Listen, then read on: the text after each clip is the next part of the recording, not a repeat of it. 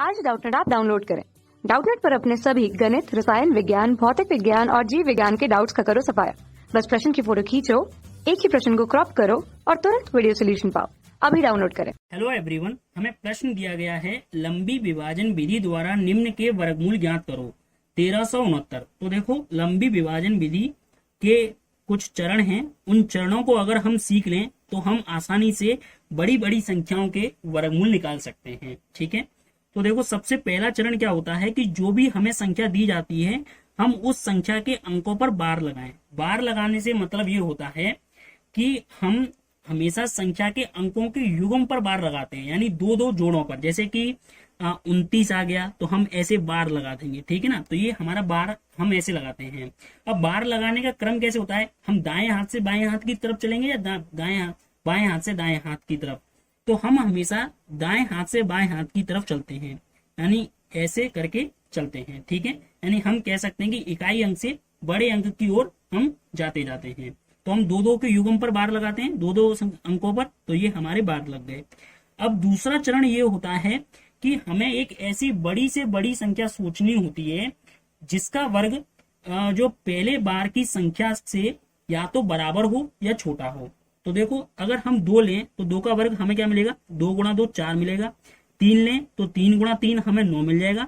अगर 4 लें तो 4 गुणा 4 हमें 16 मिल जाएगा। तो हमने बड़ी से बड़ी संख्या ली, लेकिन 16 तो इसको पार कर गई, तो इसको तो हम ले नहीं सकते। तो हमें किसको लेना होगा, इसको लेना होगा। तो यहाँ पर हमने 3 लिया, तो यहाँ पर भी वही लिखा आ जाएगा 3। 3 गुणा 3 9। अब इसमें से घटा देंगे 4। अब दूसरे बार की संख्या को हम पूर्णतः उतार लेंगे और जो संख्या हमने यहाँ पर लिखी है उसको हम जोड़ देते हैं। तो 3 + 3 6 आ गया। अब तीसरा चरण क्या होता है कि इसके बाद ऊपर में एक रिक्त स्थान बचता है और यहाँ पर भी रिक्त स्थान बचता है। तो इस रिक्त स्थानों में समान अंक ही आएगा, जैसे कि 7 आ सकता है, 6 आ सकता है, 5 आ सकता है। तो जो भी अंक आएगा तो हम उस अंक को इस संख्या से गुणा करेंगे। ठीक है, और हम उसमें एक ऐसा अंक लेंगे जिसका गुणनफल, ठीक है, जिसका गुणनफल या तो इस संख्या से छोटा हो या फिर इस संख्या के बराबर हो। इस संख्या से बड़ा नहीं होना चाहिए। उदाहरण के लिए, अगर जैसे मान के चलो कि मैं 6 अंक ले लेता हूँ, तो 66 × 6 करना पड़ेगा। तो देखो, 36 की 6 हासिल 3 और 36 और 3 तो 396। तो 396 तो अभी काफी छोटा है। अभी थोड़ा 7 को लेके देख लेते हैं। तो 67 × 7, क्योंकि हमने कहा था कि जो भी समान अंक आएगा हमें उससे गुणा करके देखना है।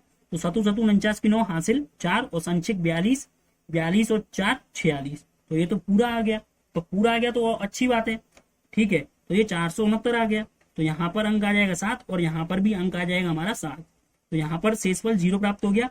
तो जब भी हमें शेषफल 0 प्राप्त हो जाता है तो हम कहते हैं कि जिस संख्या को हमने हल किया है वो हमारी एक पूर्ण वर्ग संख्या है। अगर हमें शेषफल 0 प्राप्त नहीं होता है तब संख्या हमारी पूर्ण वर्ग नहीं होती। अतः 1369 तो हमारी पूर्ण वर्ग संख्या हो जाएगी। क्यों? क्योंकि हमें शेषफल 0 प्राप्त हो गया और इस संख्या का वर्गमूल जो ऊपर वाली संख्या आती है वो हमारा वर्गमूल होती है। तो 1369 का जो वर्गमूल होगा वो हमारा हो जाएगा 37। ठीक है, यही हमारे प्रश्न का उत्तर है। धन्यवाद। कक्षा 6 से 12वीं से लेकर नीट, IIT, JEE वो एडवांस के लेवल तक 1 करोड़ से ज्यादा छात्रों का भरोसा।